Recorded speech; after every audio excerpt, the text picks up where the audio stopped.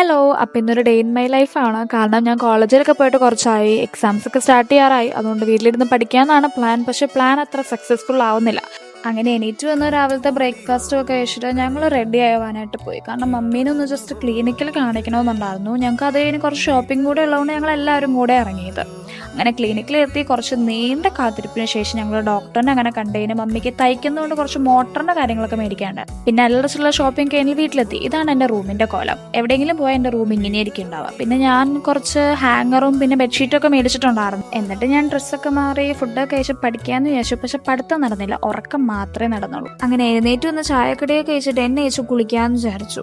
അപ്പോൾ മമ്മിയാണ് എണ്ണ തേച്ച് തരാറ്. ഞാനങ്ങ് തേച്ചാൽ എല്ലായിടത്തേട്ട് എത്താറുമില്ല, അത്ര സെറ്റപ്പ് ആവാറുമില്ല. എണ്ണയൊന്ന് തലയിലിരുന്ന് സെറ്റാവുന്ന ടൈമിൽ നമുക്ക് മുറിയൊക്കെ ഒന്ന് ക്ലീൻ ചെയ്യാമെന്ന് വെച്ചു. ഞാൻ ബെഡ്ഷീറ്റും കാര്യങ്ങളൊക്കെ ചേഞ്ച് ചെയ്തു, അവിടെ അടിച്ചു വരും. പിന്നെ ഈ സാധനം ഞാൻ ഓൺലൈനിൽ നിന്ന് മേടിച്ചതാണ്. നല്ല സ്മെല്ലാണ് ഇതിന്.